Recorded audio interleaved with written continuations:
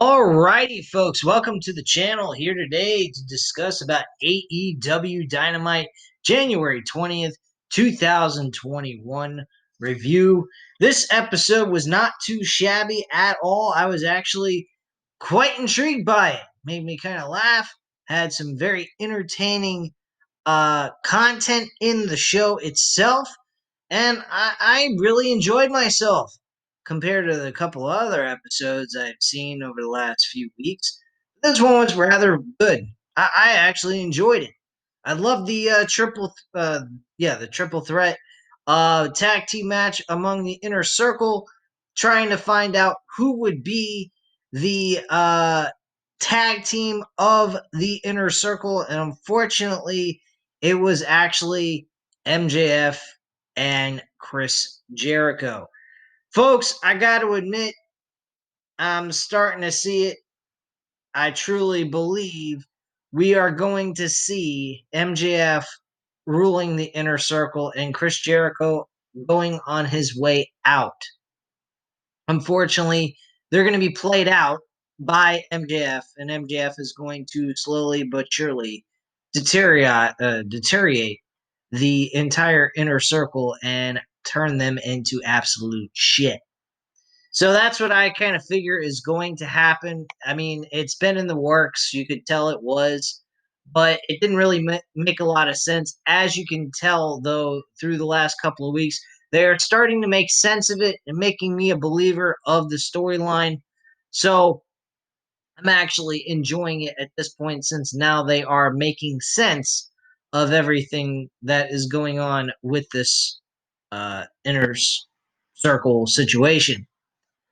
Um, so let's go right into the show. We actually started off with Negative One's birthday, Brody Lee's son, them celebrating a birthday for him and singing him a happy birthday, um, and so forth.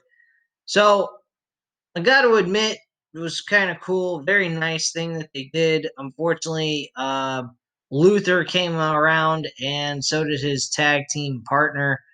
Um, and they kind of crashed the party a little bit, but that went south real quick for them.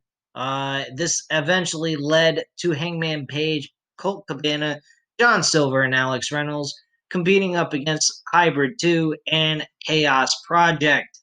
Chaos Project actually lost this match with the help of Hangman Page and John Silver. I believe it was John Silver who connected with the German suplex and oh no, it was Reynolds. Well, actually, wait a second. Um, so we got Serpentico getting Page with a buckshot lariat to Serpentico, and then Reynolds then gets the jackknife pin on Serpentico for a 1, 2, 3, and that's the end of the match. The match was actually rather entertaining. There was a few hiccups here and there, but nothing major or out of the ordinary that happened during this match. So I give a lot of kudos to everyone in this matchup.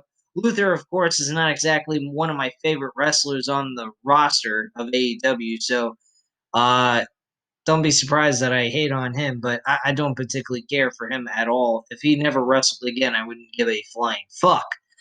Um, so post match, after the match was over, Negative One says he thinks he's going to ruin his birthday.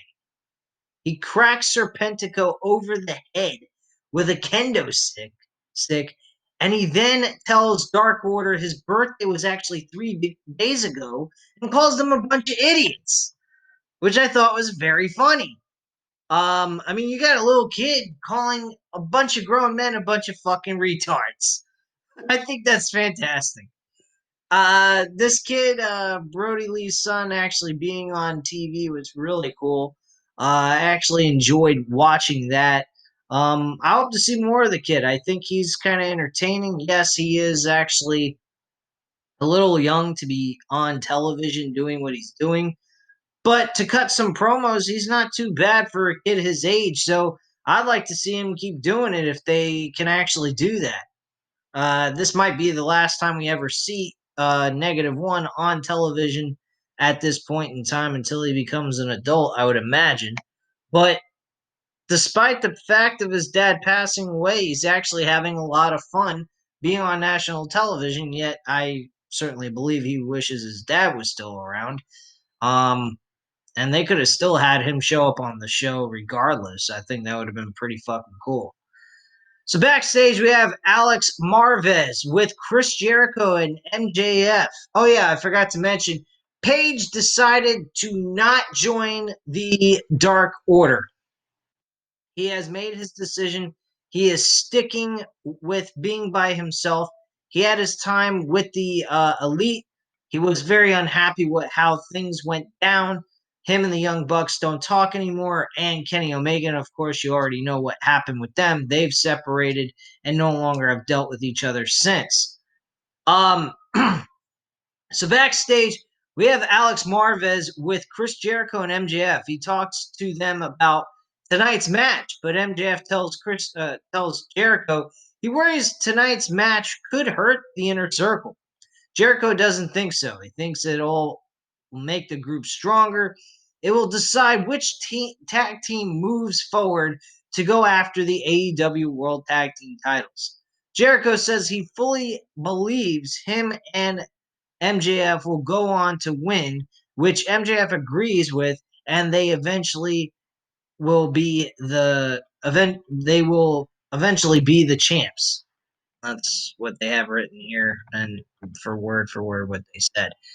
So we got Sting coming out. This is the next segment on the show to discuss what was coming next, which was Darby Allin's TNT win over Brian Cage last week. And Sting was very proud of Darby Allin. He feels that Darby Allin uh, reminds him a lot of himself. That's number one. Number two, he tries to explain why he came down to ringside. It wasn't to give Darby Allin an upper hand or steal the spotlight from him and Brian Cage. It was to even the odds. And then Taz appeared on the Titantron, and he says, the rest of Team Taz says Sting and Allin like to act dirty. They act dirty last week in that match. He mentions Allin tying up Cage's feet with his belt. Taz says if they want to act dirty, how about they come to the streets? Taz tells them the ball is in their court. Sting says something to Allin, and Allin takes the mic and says, you want to take it to the streets, Taz? Be careful what you wish for because it just might happen. So we might get a future street fight like the one we saw with the best friends and the Pride and Powerful with Santana and Ortiz, which if that's what we get, I won't mind, but I hope they kind of tone it down a little bit because I was kind of worried for those two guys, those two tag team safety. Those four guys really beat the shit out of each other. So the next thing that came up was the Young Bucks meeting Kenny Omega at his house earlier before the show came about. We have Michael Nakazawa greets them and brings them to Omega's house. They see an oil painting of Omega and Callis, both shirtless and muscled up. This was fucking bizarro as fuck. Kind of reminded me of the character Ben Stiller performed in Dodgeball with him grabbing the bull by the horns. That was pretty over the top ridiculous as well. That's what it reminded me of, if you really think about it. So, if you haven't ever seen Dodgeball, I highly recommend it. It was fucking hilarious. It's over the top, silly slapstick comedy. If you're into that kind of stuff, I would highly recommend it if you've never seen it before. I don't see why no one has seen it yet at this point in time. I mean, the movie was made in 2004, so yeah. So Callis shows up after they're looking at the painting, and Young Bucks aren't really happy about this, uh, especially what happened last week. Callis said he had someone in his ear and they had to change stuff on the fly. Yeah, okay. Callis says Omega can't make today's meeting, which annoys Matt and Nick Jackson at this point because they're inside Kenny Omega's fucking house. My God. Callis says Omega had to change up his phone number because others were blowing it up. And Callis was surprised the Young Bucks didn't get it. Callis says he's glad they are here. Callis then kicks out Marvez and the camera guy, but leaves the camera in the room. So Callis then talks with the brothers about working with Omega. Callis offers up a check for them to make an investment in Omega. What the fuck? I mean, I'm serious, guys. When I actually saw that on Dynamite, I was just on the floor laughing. I couldn't believe what I'm watching here. And then my best friend for 15 plus years texts me and says, "Hey, you know what? That just gave me an idea. Why don't you pay me to be your friend?" And I said, "Oh, sure. And why don't you give me, in return, give me money for a down payment on a house?" Just like, what? You're talking about asking to bribe two men who, and they got the check and they look at it and they say, "This is the same shit we made last week. What are you talking about?" He goes, "Oh yeah, I forgot. You guys make a lot of merch, make a lot of money off your merch. So I'm gonna go ahead and write you another check." He writes out another check and they look at him and they feel very disrespected and fucking pissed off and they take it and they rip it up into pieces. And before they do that, they really said something that was big time insult. He says, "Young Bucks say that the company he worked for, which is Impact Wrestling, they once worked for Impact," which is funny. They're bringing back old stuff from back in the day in 2010. Um, and they know their checks are no good, so they took the checks and ripped them up into pieces. I was fucking this was a great segment. So things start to get a little bit more heated, and eventually we get a blackout on the screen, but can still hear things going on. And the Young Bucks apparently beat the shit out of Don Callis, which is reintroduced later on in the show when Kenny Omega saw Callis's eye all black and blue. So that was fucking outrageous and very funny. I thought that was great. Cody Rhodes had a match with Peter Avalon. I don't know what Cody is doing at this point. Cody is just I don't know what he's doing. I guess he's trying to be fair and he doesn't want the spotlight to be all on him and be in all these important storylines on television. He wants to give other people some time to shine in the spotlight. So I guess he's trying to take a step back, which I think is very unselfish and very nice thing for him to do. He's done a lot in his career. Granted, he never made it big in WWE, which is not a big thing at this point in time. Maybe 10, 20 years ago, 10, 15 years ago, that would have been an important thing to do is get over WWE. But at this point, the way WWE is, I mean, it's really not a big concern to get over in WWE because they don't really get anyone over to begin with anyway. So it doesn't really matter. But yeah, Cody seems to be taking a back seat. He's getting his ass kicked more and more. He did win the match though. Uh, he has this woman. I'm trying to remember her name. Oh Jesus. Uh, so yeah, Jade Cargel's music actually hit right in the middle of the matchup immediately after he was about to hit he hit the crossroads and was about to get the win under a minute.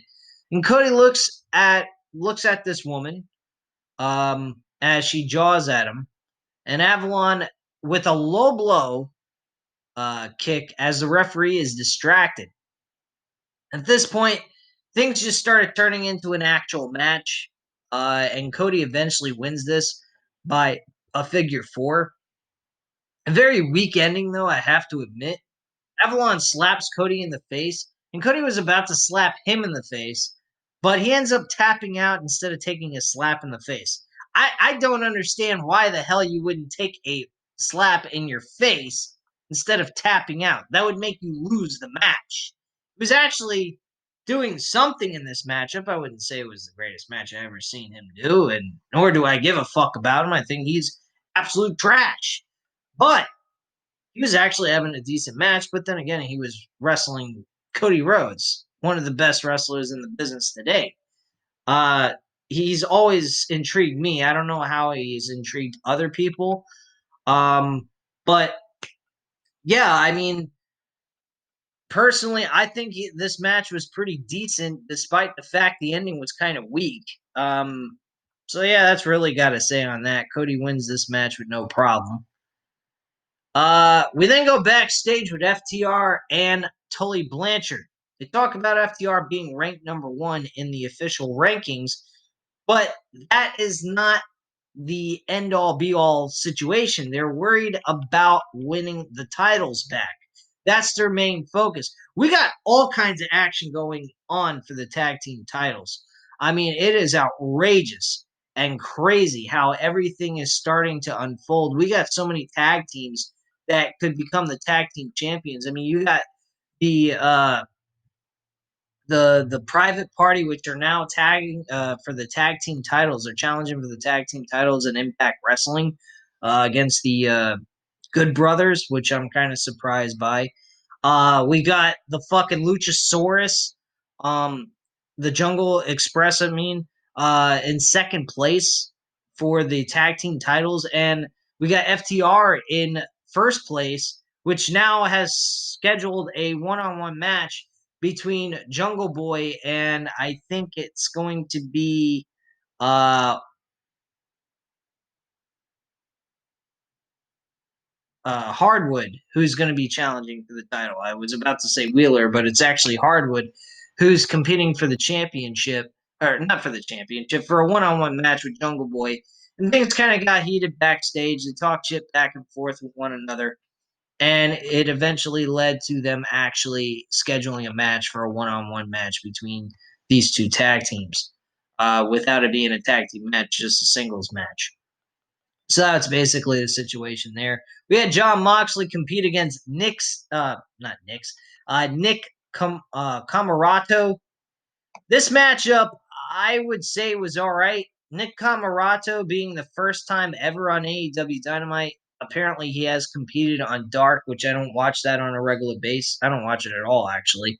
There's so much fucking wrestling going on. It's ridiculous. It's overkill. And I'm hearing that WWE is going to have an India NXT type of uh, brand possibly appearing on the WWE network every week now, too.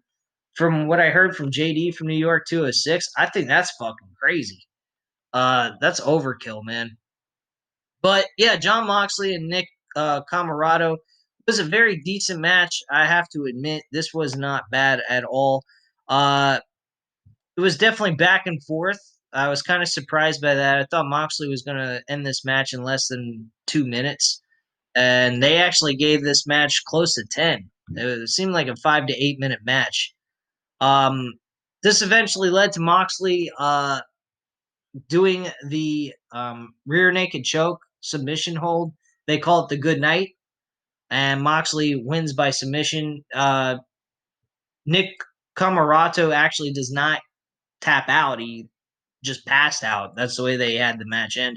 I think that's a good way of doing it, especially with the guy this Nick Moderato's stature is just unbelievable. He reminds me of a smaller version but still muscular guy of Hercules from back in the 1980s in WWE. Um, I think if you never heard of this guy before, if you're a wrestling casual, you don't know that much from back in the day of like 1980 mid card wrestlers. Look this guy up, Hercules. Type in Hercules with parentheses around it, wrestler, and you'll find what he looks like. And this guy looks like him in a smaller version. So yeah, he's definitely a guy I could see they could possibly turn into and mold into something of a decent wrestler, even possibly not a main eventer, but more of along the lines of a mid carder, or even possibly main event, depending on his personality. If he has a really good personality and he can get people behind him, I definitely could see that possibly giving him that edge to move forward into a main event scene. But honestly, this guy's look probably looks more like it would go as far as a mid card wrestler, which isn't bad. I mean, TNT Championship is given a lot of prestige, and is given a lot of attention, to guys that can't compete for the world title at this point in their career. So I think that's pretty cool. Um, so post match, Moxley gets on the mic. He actually says Wednesdays are getting crazy. It certainly ain't the Wednesday night wars between NXT and AEW. I'll tell you that much. And I'm a little concerned about AEW's ratings lately. Their ratings have not been able to peak over 1 million views on a consistent basis. They've done it here and there, but never consistently, which kind of upsets me a little bit. Um, but they're new. They're not like, been around for 10, 15 years. I can understand if they've been around 10, 15 years, me going a little wire on them about their creative decision making, but they've only been around for a year and maybe a year and a couple of months. I mean, they haven't been around that long, so I mean, we got to cut them a little bit of a break. They do deliver consistent television at least, but the ratings, I really feel kind of like they're maybe missing something, missing that extra edge that they need to boost their ratings a little bit. But overall, I mean, consistency is the main key here, and they definitely have that in certain aspects. Some aspects I absolutely can't stand what they've been doing lately, and I've expressed that here on this channel. But majority of it has been mostly positive. I don't have too much negative to talk about AEW because they at least give us something that WWE doesn't give us, and that's consistent entertainment wrestling. And they're not ashamed of calling themselves a wrestling company, for God's sakes. So that's what I got to say on that subject. Anyway, so post match, Moxley gets on the mic. He says Wednesdays are getting crazy, and he can't keep track of who is who, who's. Let me repeat that. He can't keep track of who is on which team. Moxley brings up Kenny Omega, bringing in his friends from outside places. Moxley says all it is to him is more violence and necks to break. He says the taller the mountain to climb, the sweeter it is when he gets to the top. Moxley says people can be brought in from Mexico or Japan, but all roads lead through him. Sounds like something John Cena used to say back when he was still on top of his game and he was almost a full-time wrestler in WWE. So sounds a little John Cena like there. Anyway, so we go backstage. We have a reporter backstage talking to Eddie Kingston about him facing Lance Archer for the first time next week. She asks how he'll prepare for him, and Kingston says he doesn't prepare, he just fights. That's really intelligent game plan there. You ought to know your opponent, what they can do, what their strengths and weaknesses are, studying up on your opponent so you can do better. That would make more logical sense. But hey, if that's the way you fight, then that's the way you fight. Um, Lance Archer shows up and tells Kingston he's ready to fight. He talks some more, but Kingston, excuse me about the burp there, but Kingston doesn't want to hear it and talks over him. Jake Roberts tells Kingston to leave his guys, Butcher the Blade, behind next week and see how he does against Archer on his own. And that's pretty much that. They cut to the part with Omega seeing Don Callis with the problem with his eye. I already mentioned that. Top Flight Matt Seidel versus Private Party Matt Hardy. Uh, got to admit, this was a great 6-man tag team matchup. And I'm not too fond of multi-man matches, especially in tag team wrestling. But this was definitely fun as shit. And the Private Party have officially turned heel. Why they turned heel, I have no fucking idea, which is something I'm pissed off about. Matt Hardy is also a heel. He blames the fans for why he turned heel. He claims that the fans didn't give a flying fuck when he got that injury at All Out with Sammy Guevara. I don't understand how that even works. How that makes any sense. The fans were concerned. People were pissed off on the internet and social media. People were worried about this man's well being and health.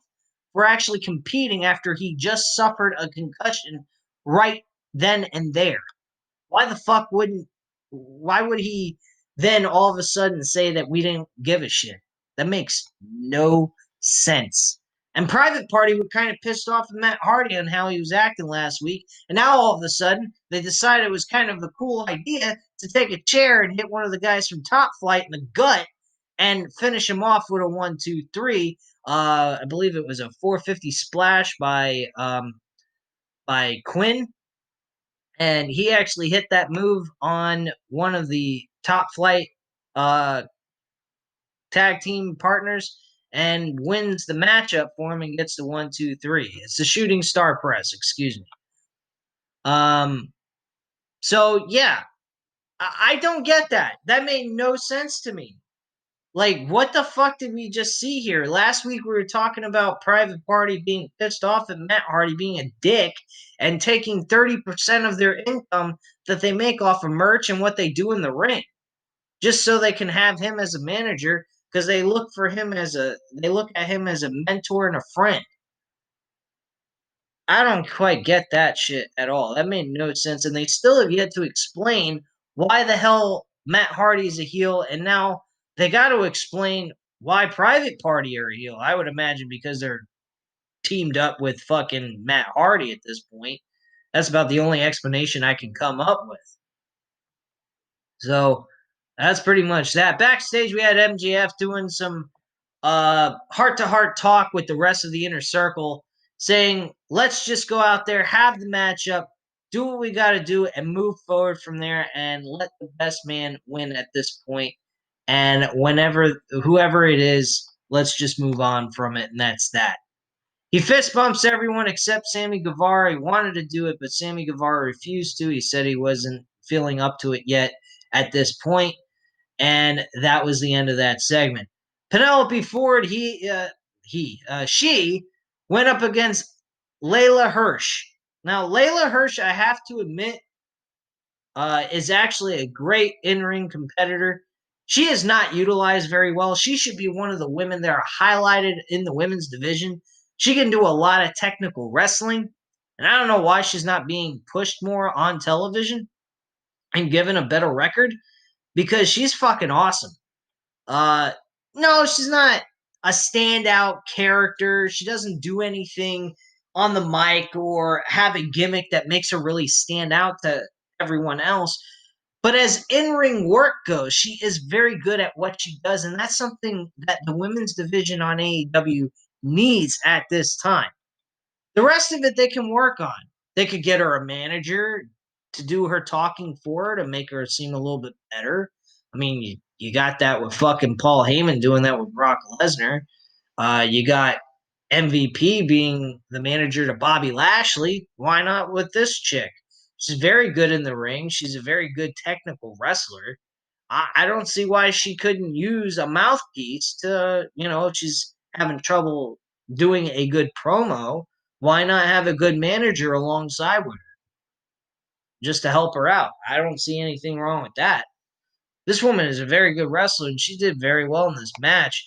This match, though, ended very fucking sloppy. I did not particularly like the ending. I don't even understand what the fuck was going on. Penelope Ford gets her finisher and gets the 1, 2, 3, and that's it. So post match, we get Murrow going ahead and having Chuck Taylor having to say that Mero is his new best friend, and Orange Cassidy is no longer his friend. This was stupid. I don't particularly like this. Mero is placed in another, storyline that to me I don't give a flying fuck for. It's kind of sad because the guy's got talent, but yet he's put in all these situations that absolutely suck. I didn't particularly like this at all. It was really nothing special to it. It was fucking retarded. So backstage, we have the Good Brothers, um, beating up uh, Pentagon Jr. with Kenny Omega, and Don Callis show up also. Omega joins in on the beating, and Anderson then chokes Penta with a cable. Omega hits Penta with his boot and jams the point of the boot into Penta's eye. Callis yells and laughs as the group leaves at this point. So we got Penta getting us attacked for no good reason outside of maybe what happened from last week. Why Jon Moxley never showed up to Penta's aid, I have no idea. That really was kind of a mishap on their part, not to have him actually do something to protect Pentagon Jr. I mean, at this point, you'd think that Jon Moxley would want a shot at Omega any chance he could get. Well, that was definitely an opportunity for him to show up and do something. He could have brought a chair, a fucking bat wrapped with barbed wire, what have you. Anything you can think of, he could have done at that point, and he never executed that opportunity, which I don't understand why. It made no sense. They went through the entire list of things that are going to be taking place on Dynamite next week. A few things seem interesting. The rest of the card, I don't really care that much. I'm sure they will make the show still good regardless, so should be entertaining to watch as usual. Jericho and MJF versus Santana and Ortiz versus Jake Hager and Sammy Guevara. We actually had Sammy Hager appear, the musician from Van Halen, the other lead singer that was there after David Lee Roth left Van Halen at one point. And Sammy Hager actually became the lead singer of that group back in the day. And they actually went ahead and had him do some stick on there for a few seconds, and then he went off. I was actually rather laughing at that. I thought that was pretty funny. So, this match was exciting. It was a nice main event. Good way to end the show. Not Jake Hager. Sammy Guevara got rolled up pin with the tights being pulled. He was grabbing the tights of Sammy Guevara and won the match by a screw job finish. That should not do MJF any good in this case in getting, Sammy Guevara to like him in any way.